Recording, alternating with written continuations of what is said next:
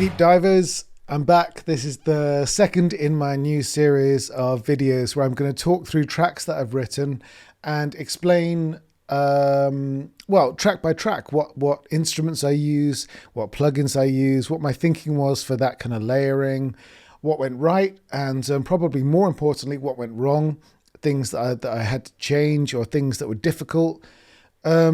And I've always thought these kind of videos are really helpful to watch and a good educational process. So I really hope that these are useful for you. If you like, please do. I know I can't bring myself to say it ever, but do like and subscribe. I'm really getting into doing this kind of stuff for YouTube now. So it's very, very helpful for me if you can just like, subscribe, post this, share it with friends and stuff like that. And then if that happens, I can just keep doing more because it's obviously worthwhile and it's people are engaging with it. And if you have any questions at the end about why I did stuff, or if you feel like I missed anything that you'd like to hear about, that's useful, both in terms of I can reply to you in the comments, and also if I do future ones of these, it means I can get an insight into aspects of it you'd prefer to hear about. So here we go, number 2. And this one is very, very close to my heart. This is Deathloop, and the song is Eternal Deathwish, which is probably, I'd say, my joint favorite of the songs I wrote for Deathloop. I think it was 7 to 9 songs in total that I wrote for Deathloop. It's like a good album's worth of material. My music appears diegetically in the game, which is to say that it's, as opposed to being like the dynamic music that underpins your actions in the game, it's all music that the characters in the game are actually listening to, which I really need to talk about as a different video at some point. For some reason, I've become kind of a regularly go-to guy for diegetic music, and I'm not sure why. I've done diegetic music for loads of games now. So yeah, this is Eternal Deathwish from Deathloop. And I probably can't leave you hanging on saying it's my joint favorite. The other one was Carnival, which was a really cool sort of genre mash song. Had like a psychedelic rock vibe mixed with sort of a psytrance almost element to it, and I was just really proud of like the sort of tribal, literally like trance kind of feel to that song. But Eternal Deathwish, I think out of all the tracks, was probably the one that was closest to what I heard in my head when I first started talking to the Arcane Leon team and Michel Trentmulier, the audio director. When they gave me that first direction, I could hear it. I wanted it to be like a bit like The Doors, a bit like sort of Helter Skelter era Beatles, a bit weird and mysterious, like a bit prog rocky, but also have some kind of like chunky, punchy undercurrent of modernism to it as well. So I was really happy with it. And also there's some live guitar and stuff like that. And I've always been weirdly shy about playing actual guitar in tracks, which is kind of stupid, but I was really happy to incorporate that. So there we go. We're going to talk through that track now. I'll break it down track by track, and then hopefully it's useful for you. So here we go. I forgot to say, after my last video, got some good feedback from my sound designer friend, Dex Pryor, who said I should probably play the track before I start breaking it down, just to let you hear what it sounds like. That's a very good point. So I'm going to run the track now, enjoy it, and I'm going to go get a glass of wine and play with my cats, and I'll see you on the other side.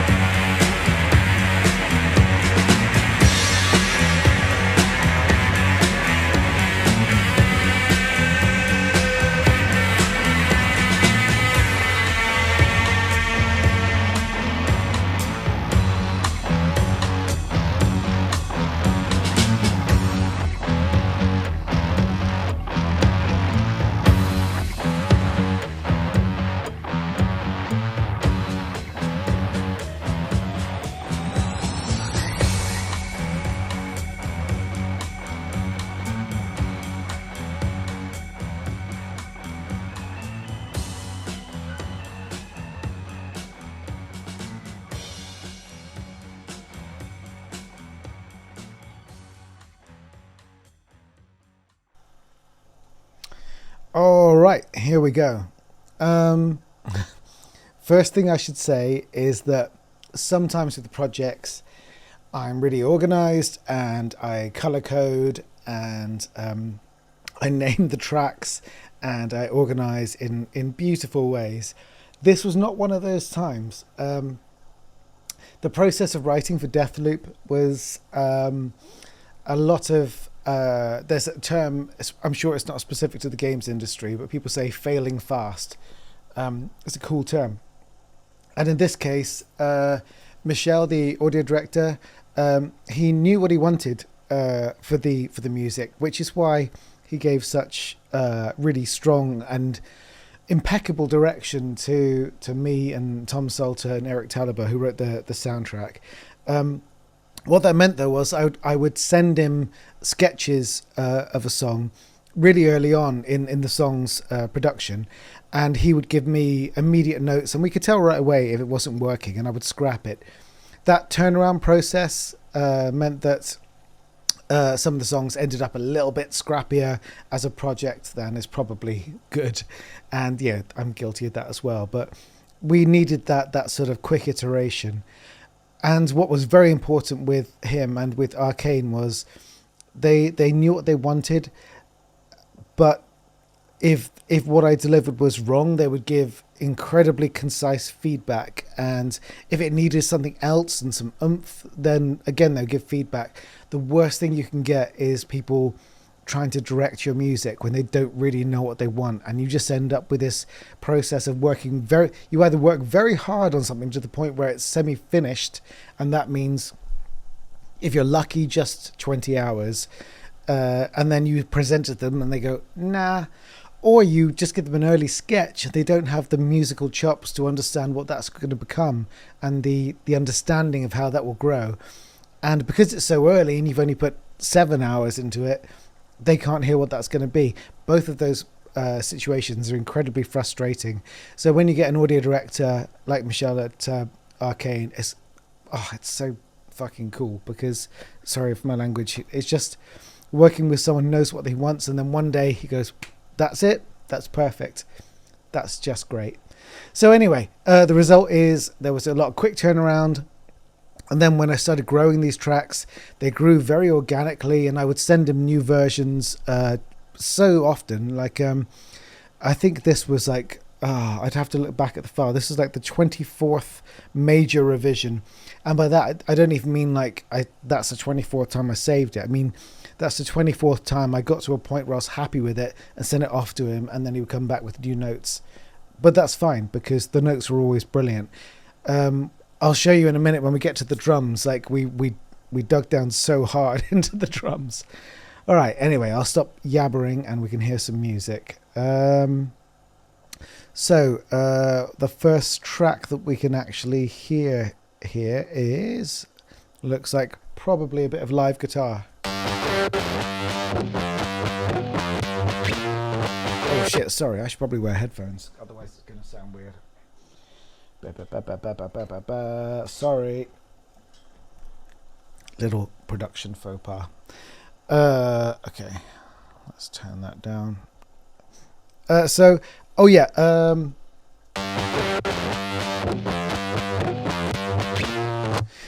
a little note.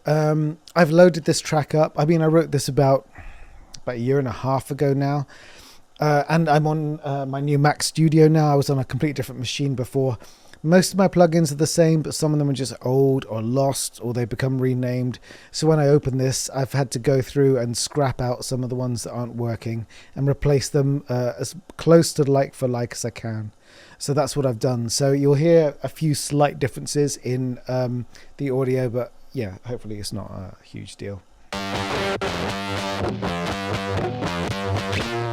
So this was just a very basic bit of real guitar, just a little sort of pedal power chord line, and I've had to add these. I can't remember what I had originally, but it was just like another stomp box simulator.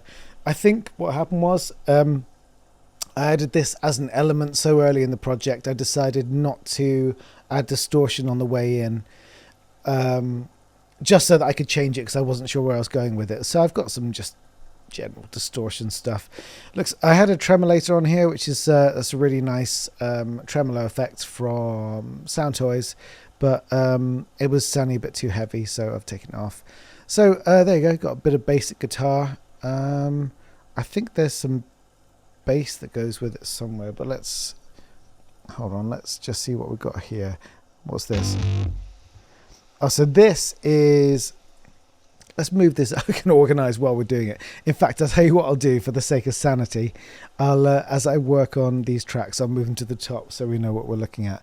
So this is, now I'm going to guess because I know my favorite fake bass is the Rickenbacker.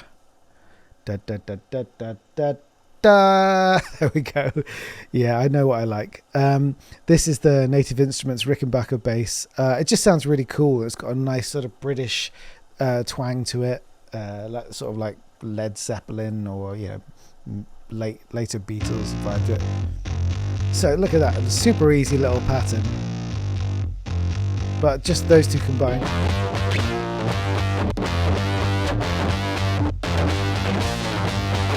And I tell you what is important here. You can see obviously I've got the bass line is really on beat, super quantized, 100% tight. My guitar playing is very questionable at times.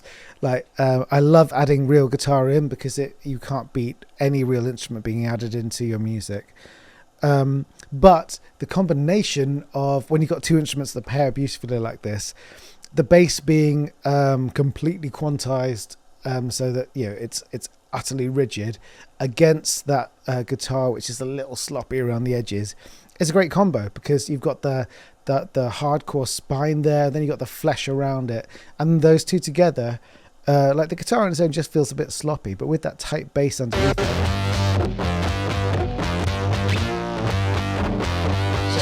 it's a lot more fun.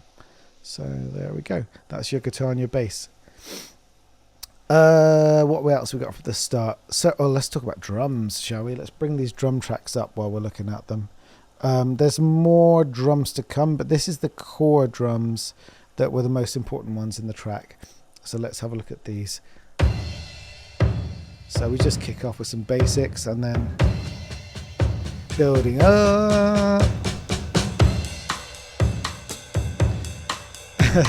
Now, I know that sounds like a really basic pattern and nothing too crazy. This is just something that I just wrote using. I think this is, again, I'm probably going to guess and say what we're using here is 70s drums from Native Instruments. Oh, no, it isn't. It's Abbey Road 60s drummer. Okay, fair enough. Cool. And then, what's that one? Yeah, 60s drum. Oh, so it was 60s drums, not 70s drums. What happened was, excuse me, the drum tracks on this song, whatever I did, Michelle at Arcane just wasn't happy with them, and we just got further and further into the song. It's clearly the song was working, it was good, but he wanted a very specific, like, psychedelic rock drum pattern to it. And we got to the point where he even built me like a picture of how he wanted the drum pattern to go, which I love that because that's so specific. Loose direction is annoying, tight direction's fucking cool, and it's so great that he got that deep into it. And based on that, I found a video. If I can find it again, I'll share it. I found a video where somebody showed a top down of how to play this very particular psych rock drum pattern. I'm not a drummer. It's out of all like the core rock instruments is my weakest one by far. So it was incredibly helpful. And we ended up with this very specific drum pattern. It does a few other things down the line. So we go down here. You got like a very defined midsection in this song where I wanted to go for, like in prog rock and stuff, it kind of just goes really off on a tangent in the middle, and like maybe the synth player will get some time to have a bit of fun, and like bass player might do a little solo and stuff, and then boom, it's like a big fucking solo, and then everyone goes nuts. So that's what I wanted. I've always wanted to do that, so I did that. Yeah, that's me going crazy later in the song. What's this fella? Let's bring him up. That looks like real drum, not real drums, real bass, but maybe it's not. Let's have a look. What we got? This might be actual bass. Oh yeah. So there we go. Let's put this up with the fake bass and the real guitar.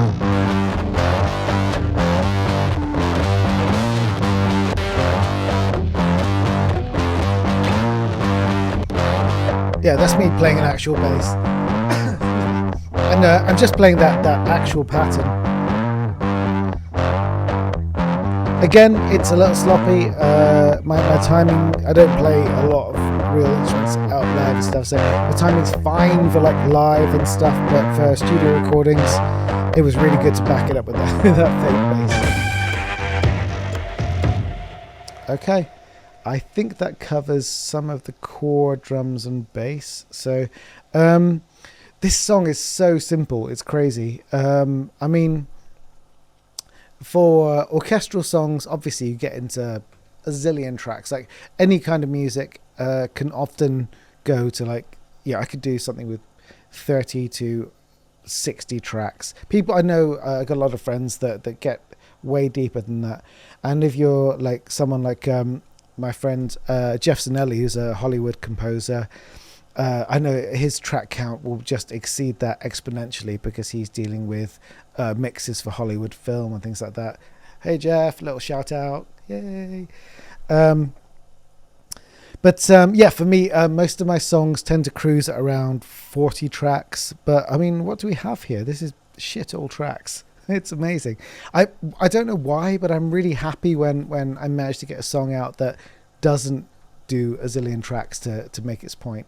I think it's because I spent many years writing music, and because I was so self-conscious about my music and didn't think it was good enough, I would just layer in shit just again and again, just layers and layers of stuff, just hiding my music under more music. And if you need loads of tracks for your music, yeah, of course, use loads of tracks. But if you're adding more stuff in because you feel self-conscious about your music, really try and fight that urge.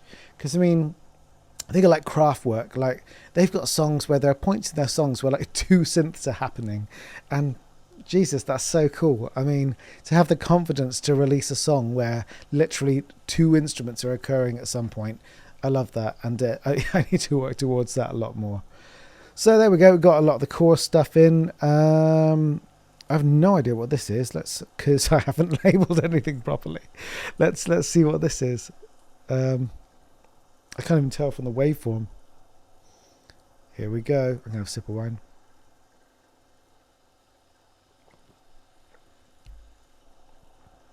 Oh. That's what it is. Okay. This was an extra layer of guitar that I've run through Tremolator and a gate and Realm. Oh yeah, so I should talk through that a little bit. Oh shit, I've not really talked through some of the plugins on the drums as well. I'll go back to that in a second. So Tremolator is a tremolo, or like a chopper. Don't laugh at the word chopper. Come on, grow up, guys. Choppers serve a double purpose, really. That first of all, you get that lovely, like that choppy sound of like sort of like surf rock and like Tarantino kind of feeling to it. Just sounds really cool. But the other thing is, you're literally halving the amount of content happening in that track, and suddenly it gets more spacious and airy because there is 50% more air in it. If I take this off, it's quite a heavy track. But do that, got loads of space in it. It's really useful. Like if you've got like an extra track that you feel is just a little bit chunky in something that you're doing, try adding a chopper or tremolo, something like that. It just drops it out for a certain amount of content. Not just guitars, like bass, even vocals, anything like that. It's really good for. Realm is just a really nice reverb. Gate is just cutting out the shit that's going on in that track, because I think I actually played that with distortion on. So there you go. Quick backtrack to go through some plugins on the drums and stuff. BX sub filter, that's really nice. It's a very musical sub, so that I think it was free. It might still be free. Have a look. BX underscore sub filter. You can just kick it on at like, around 60 hertz, and I've bumped it there. Basically, it just puts in a real little low end bump. Some sub effects are more designed for like sound design. I feel like the waves ones work better with sound design. Some of these other ones work better with music. I can't say enough good things about this. This is Kramer tape from Waves. I have a complicated relationship with Waves because I've used them for years, and there were times when I felt they were not overpriced, just expensive, and they're crazy deals they do all the time where they drop things down to like 1p when it was 1,000, just become a bit exasperating. But they really hit gold every now and then, and this Kramer tape is just so damn cool. I use it for a range of things. I use it like all the time now. I love it. Something you can do is disconnect the record level and playback level, and you get this beautiful, rich kind of classic distortion. No, not even like a guitar distortion, just like a production distortion, but in a very usable way. Flux is a beautiful, like, sort of warble that just adds color and really catches on harmonics, and it's so fucking good. Wow and Flutter, that's like a classic tape effects, just like a bit of warble and stuff like that. Again, sounds great. It's just really good. And this delay, even this delay and feedback, I'll check this on stuff on a subtle way, like I have done here. Just loads. It's just really cool. Huge fan of it. You can pick it up in a Wave sale for like $30 or something like that all the time, so keep an eye out for it. Pro Q, if you're a professional musician, you need to know about FabFilter, and Pro Q3 is their sort of flagship EQ, unless there's a Q4 that I don't know about, which there may well be. But FabFilter, best in class for almost all of the things they do. Just if you don't know about them, look into them. Most professional musicians absolutely love them. They're a real musician product, if you know what I mean. They're like people that love making music, love FabFilter, so look into it. Anyway, moving on. What we got? Oh shit, here we go. So we got a little B3 coming in here. Let's have a look at him because he's beautiful. Look at that sexy beast. Oh, look at that, beautiful. Look at all these little chaps there. I think if I was going to redo this song now, I would probably put on the right automation, and presuming it allows right automation for all of these little, what they call pull bars, I want to say. I would just randomly pull these in and out and listen to them, and then go back through and just like hand tune what I've done with the automation writing. If you're someone that works in Cubase and this isn't something you do, you really need to get on board with just turning on right automation and then just fucking with stuff, because it's an incredible way of just adding dynamics and interest to your music. And then as soon as you start doing it, you can just see the channels here, and you can start going through and tweaking that and balancing it out. It's a lovely way to work on music. So I think, like, you can see there already, if I pull this open, I've done what's irresistible with any kind of organ like this, and I've done that all the way up. So come on, let's hear it.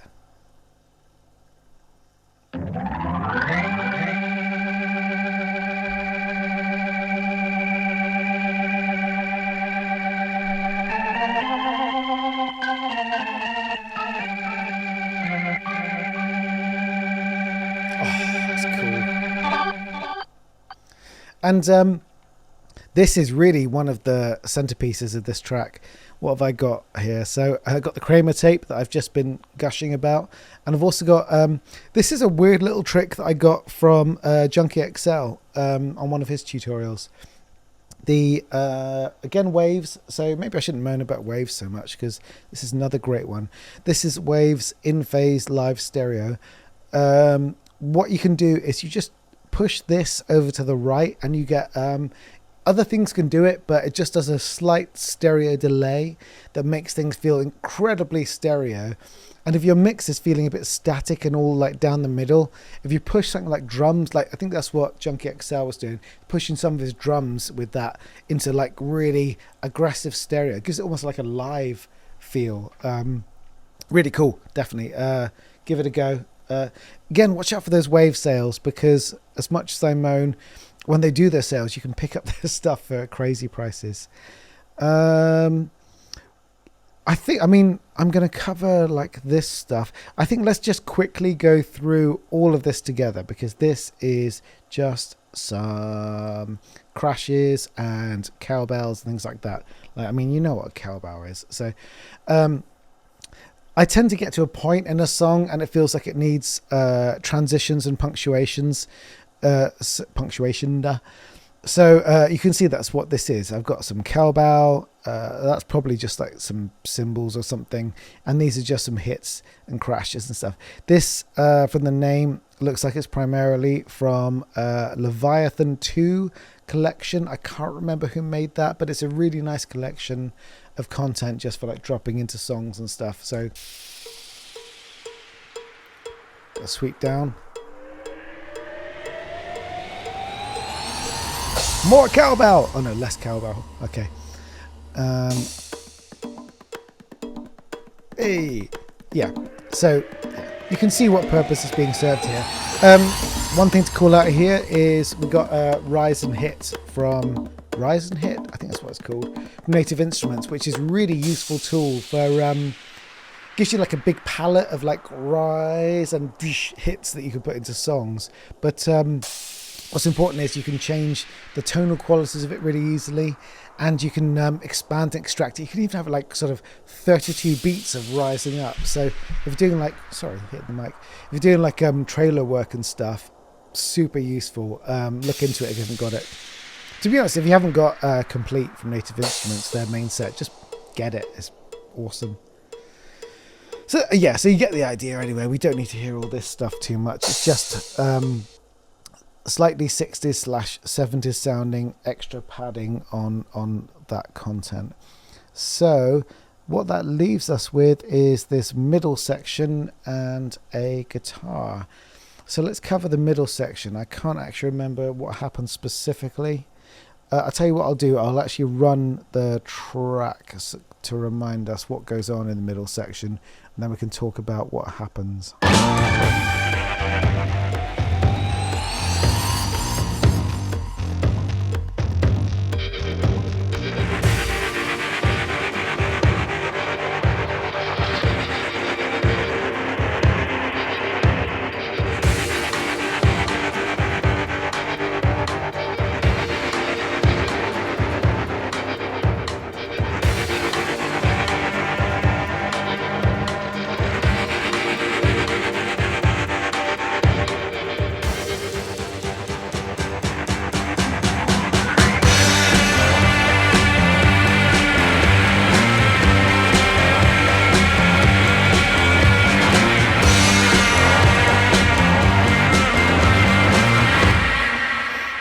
There we go. Yeah, I remember now. So we get like a sort of like a middle 16 vibe to it, which primarily comes off these three things. Let's see what they are, because I've not named them because I'm a dick. So we got what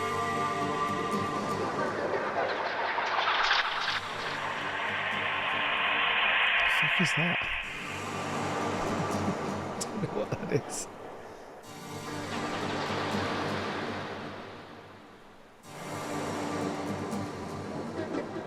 I don't know what that is, and I don't know why it's not opening properly. It might be like a one shot, I don't know. It's been rendered down. It's just a nice little bloopy sound anyway.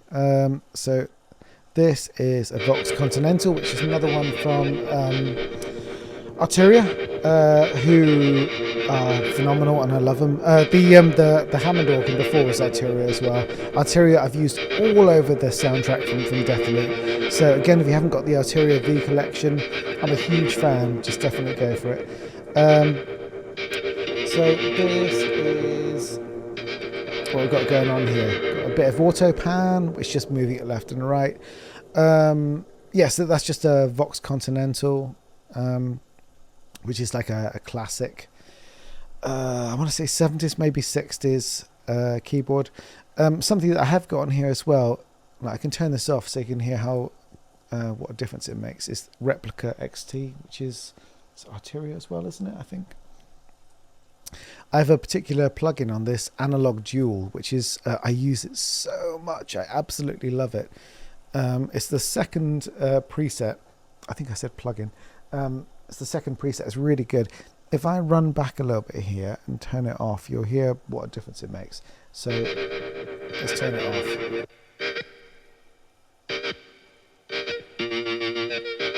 It's cool and everything, but listen to that.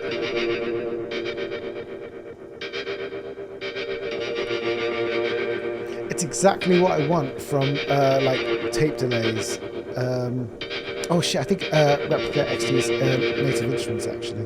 But yeah, I'm a huge nerd about anything to do with like reel-to-reel, tape delays, tape saturations, that kind of thing. And because of my work on Texas Chainsaw Massacre, I've dug into all of them loads. All the various simulations, and I know the ones I love, and that just has the sound I'm after as a delay. So there are other ones, but that's the one I use on everything now. If I ever want to get that like tape delay vibe, it just sounds even better than most of like the replicas of like what's called the Space Echo and stuff like that. And then we got this, which is what I guess it's like a drum riser. Oh yeah, it's just like some cymbals coming up. I think I wrote some main drums that just build up a little bit into that as well. Yeah, there we go. And then we go into like a bigger pattern for the end drums. So then I think the last element. Oh, hold on. Let's just have a look at this funny little bit of Hammond organ at the end. What's that doing?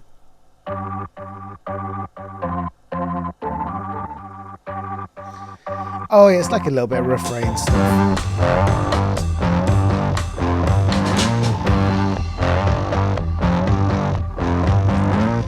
It's something that just musically I've always done. That you get to a point after the final chorus. I mean, if you go for like a fairly standard structure, you can do like an intro, some stuff, a verse, a bridge, or like a pre-chorus, chorus, mid-section stuff happens, back into the chorus, much bigger. Maybe then another variant of the chorus with some kind of twist on it is even bigger again. But then after that, you need to do something, kind of let the energy dissipate before you end the song. So I like to do a little twist and introduce something new at that last section. So if you can do, then yeah, just throw something else in. Like at that point, you've probably got most of the song written and you've got a really strong sense of what the song is. So fuck it, just throw something else cool in at the last moment, and you can let it wane, or you can even have like a little refrain where you come back in. That's really cool. People do that. The song's pretty much gone and then it comes back again. You got like a little, like 20 seconds or something extra cool going on. So there you go. Then the two last elements I've got there then, in fact, it's just this one really, is just this solo that I wrote. Really sad thing about this solo, I actually, because I knew what I was going to do for it, it was like my let's take one. I think I went for it like 4 times before I actually was happy with it, which isn't bad for one that appears on the song. But I recorded myself doing it and I've lost the video, which would have been lovely considering it ended up being in a song that I got a BAFTA nomination for. But there you go. That's just a little bit of gubbins just before we get into the solo.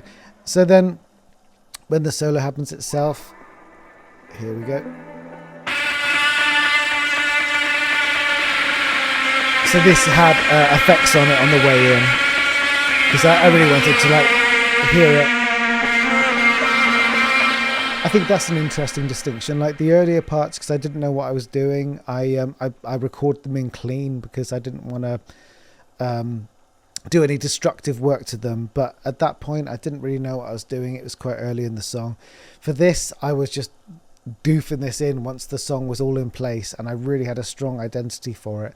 And at that point, I wanted to hear that power on the way in. So I just ran it through, pretty standard guitar pedals and stuff on the way in. What is interesting, because I mean, I don't remember if I've ever, for like a professional recording like this for a pretty high profile game, recorded a guitar solo. So I've kind of drowned it a little bit in plugins. Nothing too bad. Hold on, I'm losing myself in Windows here. Nothing too bad. I've got Realm, which like I said, is really lovely reverb, and Replica XT. Let's have a listen. I mean, let me start this dry and then hear how it could have sounded.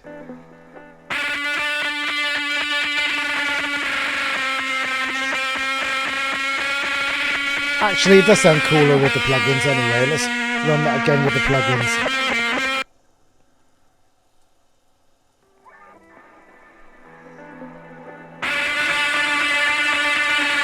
Does feel like, because I'm sort of warbling the guitar string out of tune deliberately to give it that sort of slightly discordant, because Deathloop had a really cool, slightly odd edge to it, so it's got that like slight discordance, makes it slightly uncomfortable. So yeah, you know what, actually yeah, it makes sense. I think I can see what I was thinking now.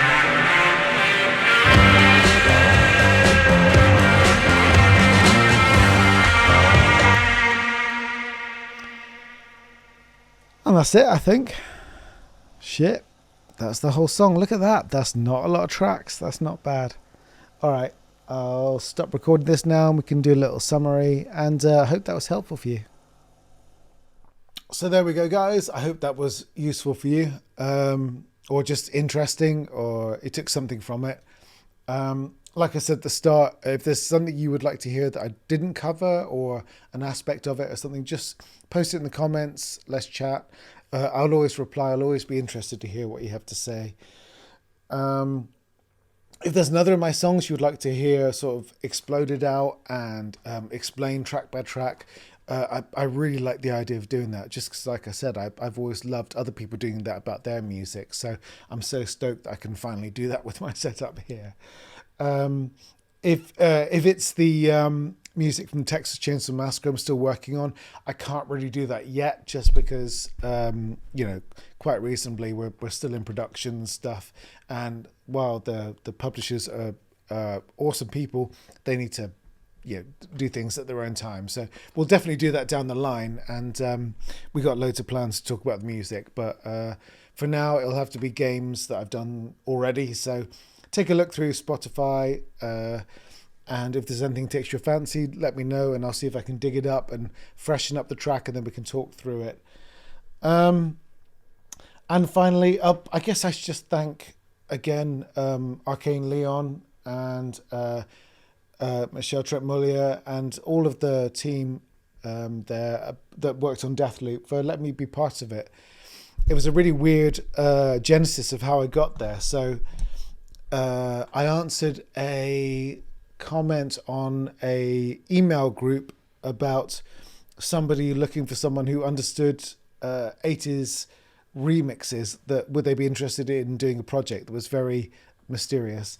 It turned out to be Nick Rayner, who is the audio director for Wolfenstein, was looking for someone to do some remixes of the tracks of the previous Wolfenstein game for the new Wolfenstein game, which was Wolfenstein Youngblood, which I ended up getting the gig for and was awesome. Such fun work. And then from that, I ended up writing more music for Wolfenstein.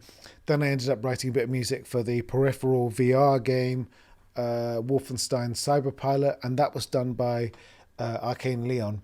So then when they're working on the new project, if you listen to my Sunday service videos, you'll hear me talk about how getting on the books of the audio teams, if you're around the world, if you're a video game composer, is essential and very important. And that's what happened basically. They knew that I communicated well, and I was trusted with, they can rely on me to do decent music and deliver on time and stuff like that. So they gave me a bigger opportunity, and I had no idea. I mean, from the brief of the game, I knew it was going to be amazing, but you just never know if what will happen with the game. And for this one, I'm delighted to say it just won loads of awards and was just a phenomenal piece of work. So it was an honor to be a part of it. So if you haven't listened to the full soundtrack, you can do on Spotify. There's probably other places. Or, oh, look at this. Oh, look at that. Oh, yeah. Oh, yeah. This is the beautiful 4-disc collection made by Laced Records, which you can buy online. I think there's like a smaller version if that's a bit of an investment for you. Yeah, listen to the music. It was, I think it's a lovely little bit of video game history, and I'm so proud to be a part of it. And it's been a pleasure to talk you guys through the track. So I will catch up with you again in the future, and peace and love. Thank you for watching.